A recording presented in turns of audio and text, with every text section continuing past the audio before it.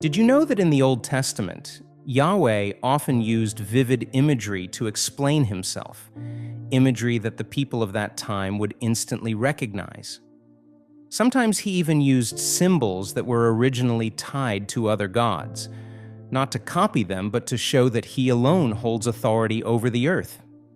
It was like God was having a cultural conversation with the surrounding nations, speaking in a language they understood, but with a message that flipped their assumptions on their heads.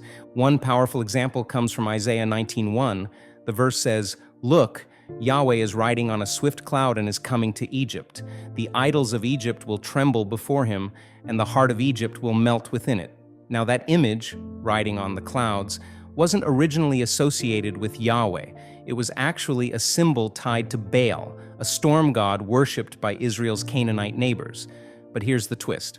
Isaiah takes that very image and applies it to Yahweh to show that not Baal, but the God of Israel is the one truly in control. And there's more. Because Egypt had oppressed God's people, Yahweh declares that he will withhold the rains, a divine act that Baal was famously believed to control. You can see this poetic justice unfolding in Isaiah 19, verse 5 to 8. It's like God is saying, "You think Baal controls the rain? Watch what happens when I speak." Then in verses 2 and 3, the prophecy takes a sharp turn. "I will stir up Egyptians against Egyptians, city against city, kingdom against kingdom, and I will confuse their plans." It paints a picture of internal chaos, a nation unraveling from within. And while this might sound terrifying at first, there's a deep hope beneath it all. God is not passive. He steps in. He intervenes. He acts on behalf of his people.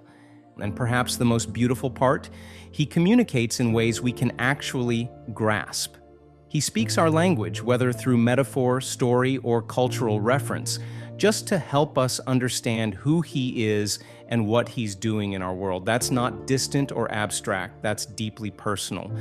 So here's the question I want to leave you with. Where in your life are you crying out for justice? And is it possible that God is already speaking through unexpected metaphors, symbols, or moments to remind you that he's present and that he sees? Let me know your thoughts in the comments. And if this gave you a fresh perspective, don't forget to like and share it with someone who needs a reminder of who's truly riding the clouds.